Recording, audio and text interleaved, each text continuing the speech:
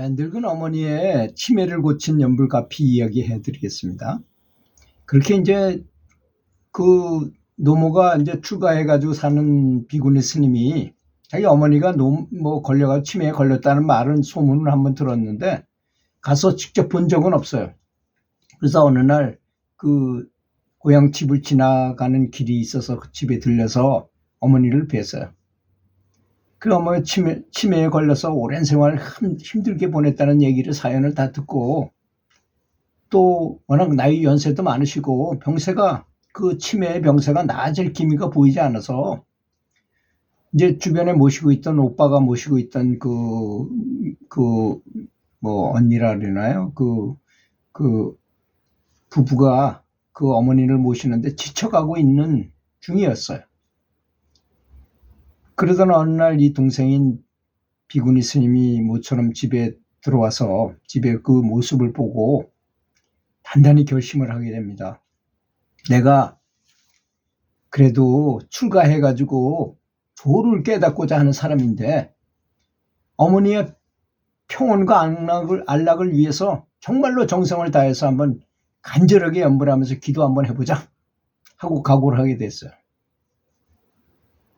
이 비구니 스님은 어머니가 더 이상 고통받지 않고 평안하기를 바라고 매일매일 정말 간절한 마음으로 연불기도를 올렸습니다.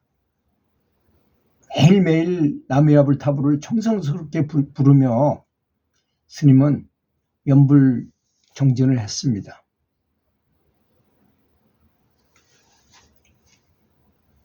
그 모습이야 스님이 그런 걸 하니까 식구들도 가족들 출가한 여동생이 와서 이렇게 해주니까 고맙게 생각하고 가끔씩 가다가 그 언니도 와서 같이 남의 아불탑을 연불을 하기도 하고 오빠도 와서 연불을 하기도 하고 이렇게 했어요.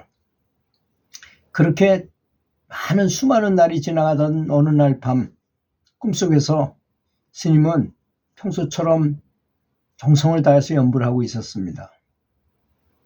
그런데 갑자기 무언가 퍽 하면서 몸에서 시커먼 것이 쏟아져 나오는 것이었습니다. 깜짝 놀란 스님은 바닥을 보니까 시커먼 하루살이 벌레가 수북히 쌓여 있었던 것이었습니다.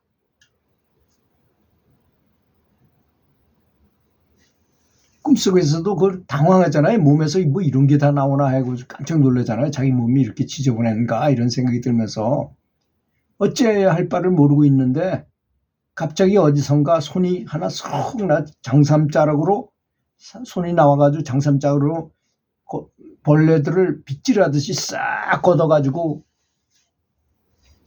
사라지는 것이었습니다.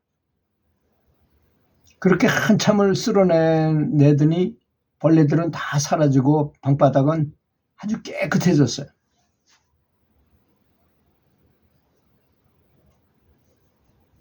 꿈에서 깨어난 스님은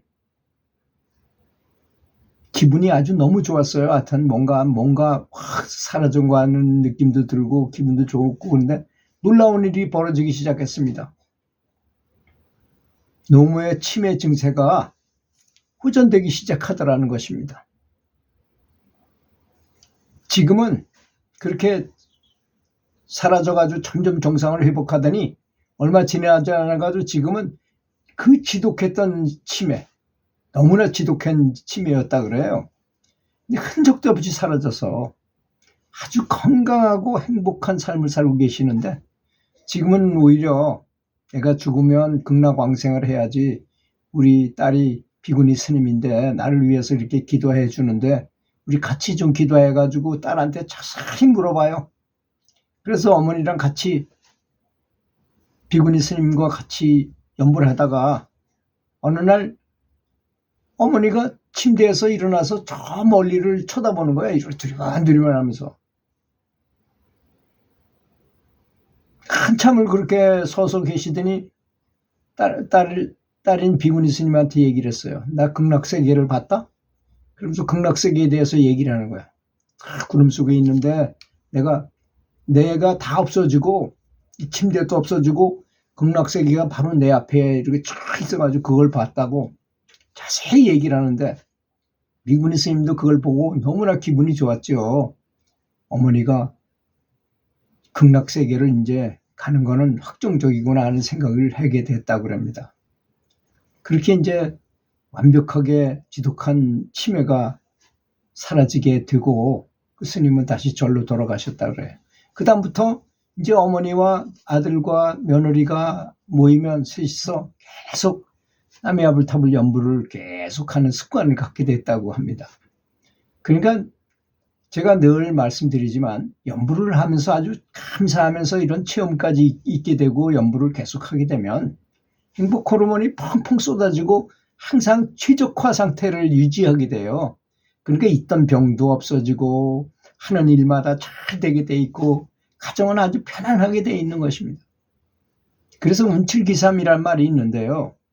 사람이 참 묘합니다. 축구 선수들이 저 상대방을 이기려고 너무 욕심을 갖고 이렇게 게임에 들어가잖아요. 그럼 내 몸이 말을 안 듣는 현상이 일어나게 돼요. 근데 그냥 마음 편안하게 하니까 너무너무 잘 될 때가 또 있어요. 참 욕을 맞히기가 참 어렵습니다. 내 마음대로 되는 게 아니라는 걸 느끼게 돼요. 언제든지 운동을 해보면.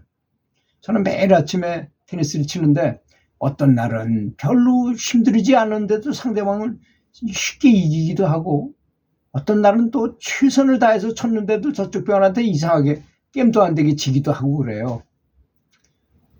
그래서 이게 내 뜻대로 되는 게 아니구나, 세상 만사가. 그래서 운칠기삼이라는 말이 맞다고 생각해요. 그중에서 가장 효과적인 게 그나마 감사한 마음을 먹고 최적화 상태를 만들면 그나마 가장 효과적이에요. 그것이 제가 평생 살아오면서 느낀 것입니다.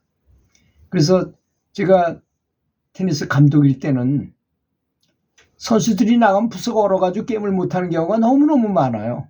그래서 그걸 고치기 위해서 일주일 전서부터 감사 훈련을 시킵니다. 부모님한테 감사하고 선생님한테 감사하고 공에도 감사하고 라켓에도 감사하고 옷에도 감사하고 신발에도 감사하고 뭐 이런 거를 엄청나게 훈련시키면서 가서 게임에 딱 들어가면 이 선수들이 자신감에 탕탕 아주 팔팔해요. 어려운 상대도 쉽게 이깁니다. 그렇게 되니까. 그게 제가 터득한 비법 중에 비법인 것입니다. 만약 사업하시는 분이나 장사하는 분이나 뭐 승진을 위해서 노력하신 분들은 부처님에 감사하면서 이렇게 연불해 보십시오. 정말 신기하게도 일이 쫙쫙 진행됩니다. 어떨 때 그럴 때 있잖아요. 차 타고 쫙 시내 복잡한 시내 나갔는데 딱딱 지나가는 곳마다 파란불이 탁탁 들어오는 거야. 빨간불이었던 내가 지나갈 때 되면 탁 들어오고 탁 들어오고 또 주차장이 주차할 곳이 없을까 봐 걱정했는데 딱 들어가면 거기에 한 자리 딱 비어. 얼른 나가. 그럼 거기서 딱 들어가게 되고 이런 일들이 계속 연장으로 일어나게 된다는 것입니다. 그게 바로 이 두뇌 속의 행복 호르몬하고 아주 밀접한 관계가 있는 거예요. 그래서 축구 선수들이 축구할 때 공동으로 질 것 같다는 느낌을 딱 받으면 집단 최면에 딱 걸려버려요. 집단적으로 노르아드레날린이 탁 분비되는 겁니다. 보는 관중까지도 다 그렇게 매료될 수 있어요. 그게 전염이 되기 때문에. 그러면 안 되는 거예요. 실력은 훨씬 난데도 꼬링이 안 들어가. 이상하게 해도 잘 안 풀려. 그래서 마음의 장난이라는 것이 그만큼 중요하구나 하는 거를 늘 느끼게 됩니다.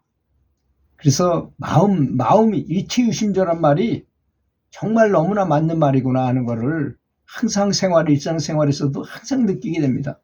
이 비구니 스님이 돼가지고 자기 집에 모처럼 갔는데 어머니가 치매에 걸렸으니 얼마나 안타까웠겠어요. 여지껏 도를 배웠는데 내 어머니 하나도 못 고치면 내가 이게 스님이라고 할 수 있겠느냐 이런 각오를 너무나 속으로 했겠죠.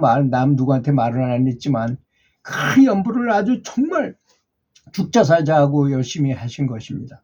그러니까 자기 몸에서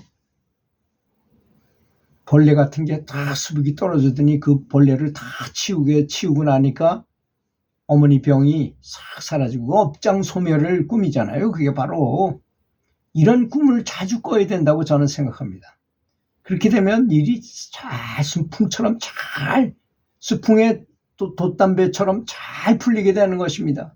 하는 일마다 다 잘 되게 돼 있고 항상 기쁘고 즐겁고 행복하고 만족한 삶을 살 수 있게 된다는 것이 아니겠습니까? 들어주셔서 감사합니다.